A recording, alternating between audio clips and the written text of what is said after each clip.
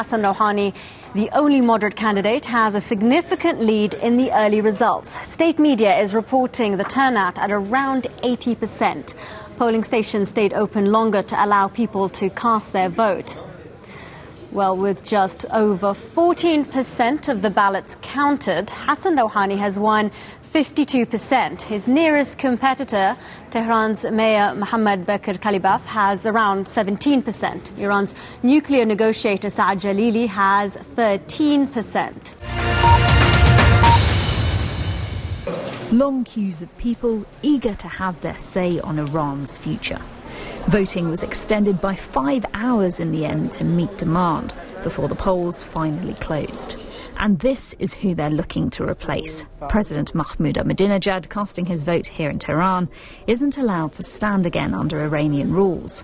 During his 8 years in power, the country's faced economic turmoil and Western sanctions over its nuclear program. So there are huge expectations for his successor at these elections.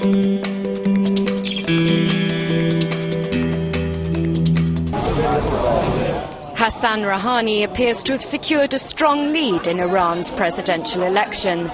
The Iranian Interior Ministry says initial results show cleric Rouhani, regarded by many as the most moderate of the candidates, has pulled in more than 45% of the vote.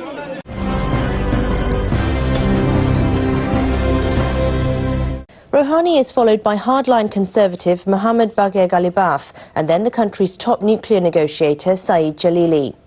Both want to take a tougher stance with the West. Polls suggested the Conservatives led during the campaign, but Rouhani gained ground in the final days. 6 candidates are vying for the presidency. If none wins a majority, the top 2 will face a runoff vote in 1 week. An official here in Tehran said about 2 hours ago that the turnout rate topped 70%, but it's totally impossible to verify the information, on top of which it is secret. Polling stations do not have the right to release this information, and we won't know the exact rate until the results are officially published by the Ministry of the Interior, and that should happen tomorrow morning. Turnout is also important for the reformist camp. They believe that some of the voters who are frustrated with the electoral system, who are angry with the government since the 2009 election, some of them were probably beaten up during the demonstrations that followed the election. Well, the reformists are hoping these voters, if they do go and vote, will cast a ballot with the name Hassan Rouhani on it, who is the sole remaining reformist candidate. The opposition movement and clamp down on internet access.